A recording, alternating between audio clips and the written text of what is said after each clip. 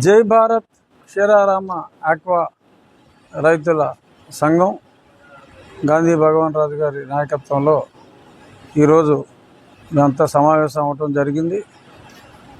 Aqua రంగానికి ఉన్న ప్రధాన సమస్యలన్నిటి మీద కూడా డీటెయిల్డ్గా చర్చించడం జరిగింది. ముందుగా మన దేశంలో 140 కోట్ల జనాభా ఉన్న మన దేశంలో 5% మంది ప్రజలు వారానికి ఒకసారి రొయ్య ఆహారంగా తీసుకుంటే ఇప్పుడున్న ప్రొడక్షన్కి 3 రెట్లు ప్రొడక్షన్ చేసుకోవచ్చు. మన దేశం కన్జంప్షన్కే 1 టన్ను కూడా ఎగుమతి చేయవలసిన అవసరం లేకుండా. సో కాబట్టి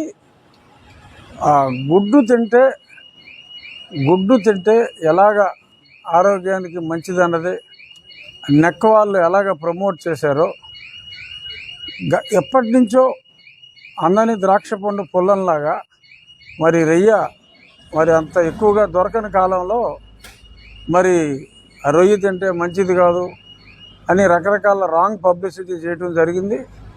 కానీ కొలెస్ట్రాల్, గుడ్ కొలెస్ట్రాల్, బ్యాడ్ కొలెస్ట్రాల్లో బ్యాడ్ కొలెస్ట్రాల్ని తగ్గించే గుణం ప్రాన్లో ఉంది. రొయ్యల్లో రొయ్య తీసుకోవటం ఆరోగ్యానికి చాలా మంచిది. కానీ ఈ సత్యాన్ని తెలుసుకోలేక మరి చాలామంది అమ్మో రొయ్య అంటే కొలెస్ట్రాల్ అని భయపడుతున్నారు.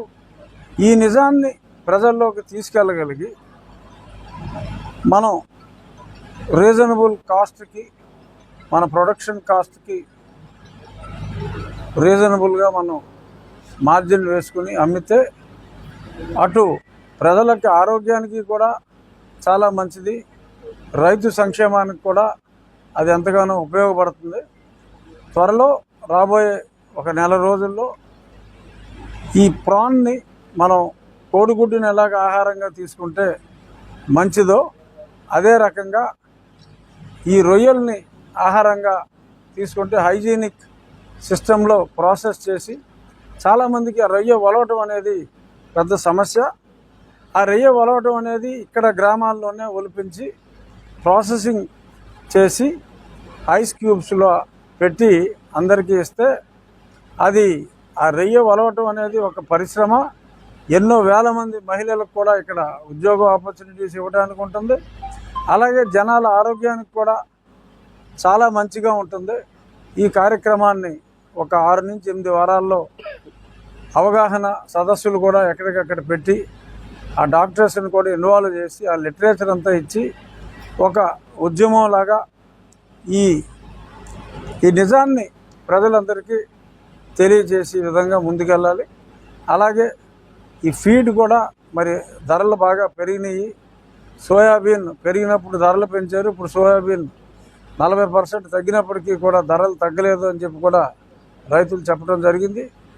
సో ఆ సమస్యను ఎలా పరిష్కరించాలి, అవసరమైతే మరి కొంత డ్యూటీ తగ్గించైనా మరి ఫీడ్ ఇంపోర్ట్ చేసుకునే వెసులుబాటు, దానికి గల అవకాశాలు అవి కూడా పరిశీలించి, అలాగే ప్రాసెసింగ్ ప్లాంట్స్ కూడా మరి ఒక అమూల్ లాగా ఒక కోఆపరేటివ్, చక్కటి కోఆపరేటివ్ సిస్టంలో ఒక ప్రాంతంలో ఉన్న రైతులందరూ ఒక ప్రాసెసింగ్ ప్లాంట్, ఒక cold storage cum processing plant నిర్మించుకుంటే దానికి కూడా ప్రభుత్వం సబ్సిడీస్ అన్నీ కూడా ఉన్నాయి.